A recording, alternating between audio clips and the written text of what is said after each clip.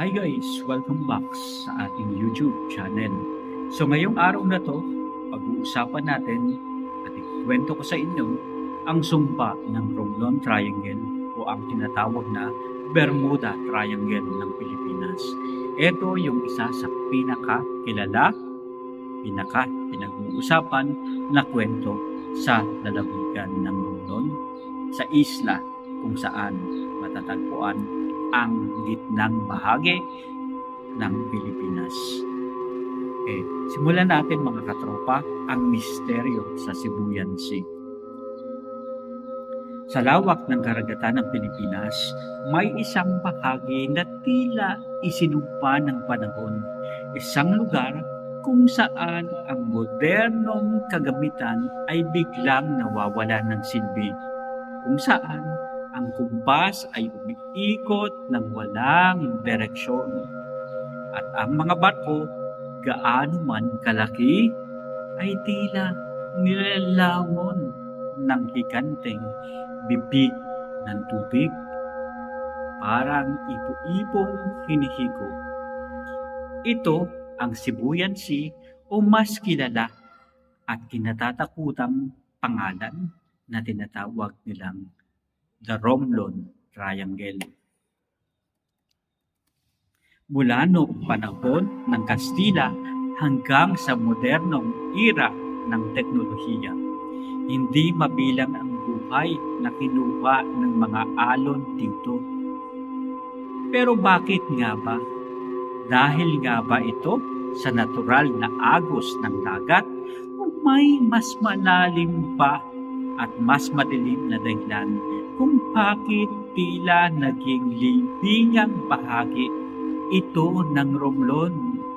Ngayong gabi, lalakbayin natin ang pinaka-kinatatakutang bahagi ng ating karagatan dito sa Pilipinas. Humawak ng mahigpit dahil baka hindi na tayo makabalik sa pagbangon. Simulan natin ang kwento sa listahan ng mga naging trahedya. Bago natin pasukin ang mga kababalaghan, tingnan muna natin ang katotohanan. Ang Romblon Triangle ay matatagpuan sa pagitan ng Concepcion at Dos Hermanas Island. Kasama na dyan ang Maestro de Campo. Sa geometry, ito ay isang perpektong tila hugis na naging bitag para sa mga manlalakbay. Noong April 22, 1980, ang barkong MV Don Juan ay bumangga sa isang tanker. Mahigit 100 katao ang opisyal na namatay. Pero sabi ng mga saksi, mas marami pa ang nawala sa dilim ng gabi. Noong 1987 kasi, ang MV Doña Paz na itinuturing na pinakamalaking disaster sa maritime o kasaysayan sa buong mundo sa labas ng panahon ng gyera ay dumaan din sa bahaging ito bago ang malagim nitong mundo. At sino ang makakalimot sa MV Princess of the Stars noong Hunyo 2008? Sa gitna ng mabagsik na bagyong Prang, ang dambuhalang barko ay tumaob sa baybayin ng San Fernando, Romblon. Mahigit 800 kaluluwa ang nakulong sa loob ng bakal ng libingang ito. Imagine, 800 katao ang hindi nakaalis dito sa area na to. Napakarami ng nasawi at naging para itong mitsa ng kanilang katapusan at naging libingan sa baybayin. Ibig sabihin lang nito, hanggang sa ngayon, ang mga pamilya ng biktima ay nagtatanong pa rin, bakit sa dinami-dami ng lugar? Sa Romblon Triangle palaging nangyayari ang pinakamalalang sakuna. Sabi ng eksperto, ito ay dahil sa inter-island current. Ibig sabihin, doon malakas ang current ng tubig dahil nagsasalubong-salubong.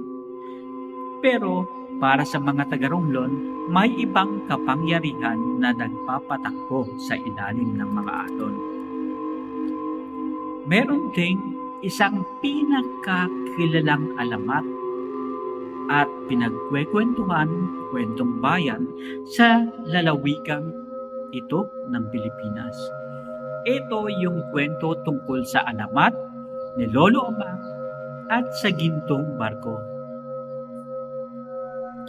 Dito pumapasok ang pinakasikat at nakakatakot sa Romblon, ang alamat ni Lolo Amang. Sino ba si Lolo Amang? Si Lolo Amang ay isang matandang mangingisda. Siya ang guardian na tinatawag rin na hari ng karagatang ito. Ngunit hindi siya anghel o tagapagligtas. Siya ay madalas makita bilang isang matandang lalaki na nakatayo sa dek ng dambuhala pero gintong barko.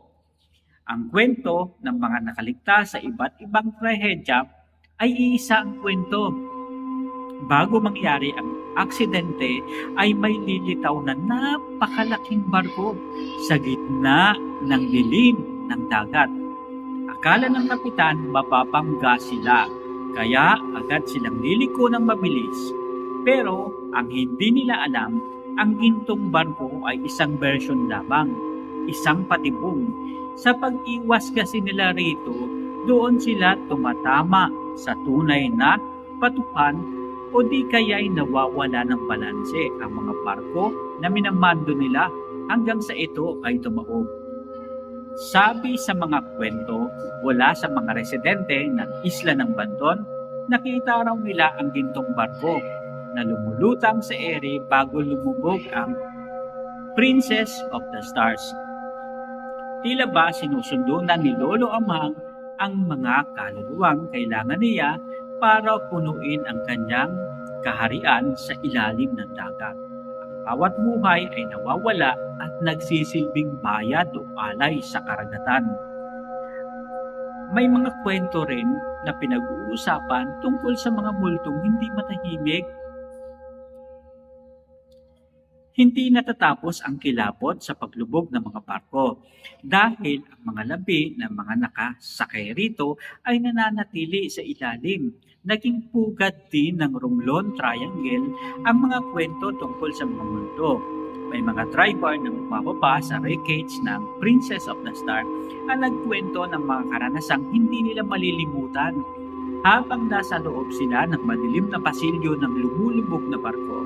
Nakakarinig daw sila ng mga batang tumatawa at mga boses na humihingi ng saklolo. Gayong sila lang naman ang tao ron. May mga pagkakataon din na ang kanilang mga oxygen tank ay biglang nagkakaroon ng diferensya na tila may mga kamay na sumasakal sa kanila. At sa mga baybayin naman ng Romblon, tuwing gabi o anibersaryo ng trahedya, ay may mga residensya na nakakakita ng mga wet footprints o basang bakas ng paa patungo sa mga bahay pero biglang naglalaho. Ang mga mangingisda naman ay umiiwas sa mga bahagi ng dagat kung saan may narinig silang kumakanta o umiiyak sa gitna ng gabi. Kaya dito, talaga namang ang pinaka-creepy na mga kwento ng mga passenger ghost.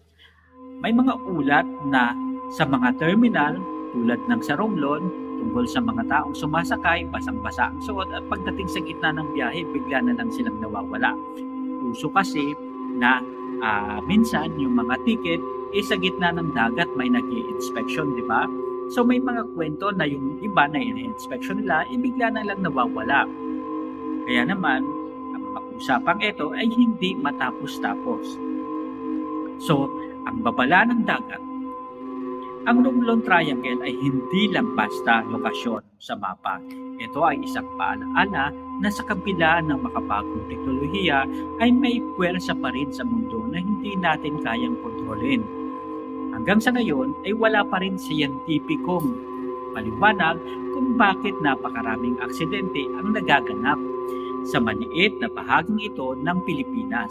Sumpa ba ito o sadyang naghahanap lang dagat ng kanyang alay? Sa susunod na sakay ng barko at dadaan sa Sibuyan Sea, tumingin kayo sa malayo. Kapag nakakita kayo ng nagniningning na ilaw sa kawalan, huwag kayong tumingin dahil baka si Lolo Amagna ang nakatingin sa inyo. At ang susunod na kwento na ikikwento ko ay ang inyong kwento na maaaring ipadala ninyo para pwede natin basahin at i-share din natin sa mga kababayan natin. Kung meron kayong mga karanasan na nais ibahagi sa iba nating mga taga-subaybay tungkol sa mga katakutan, tungkol sa mga kakaibang kwentong bayan na maaari nating pagkwentuhan, pag-usapan, i-share nyo lang dito sa ating YouTube channel para at least mabahagi rin natin sa iba pa nating manonood. Sa muli, maraming salamat.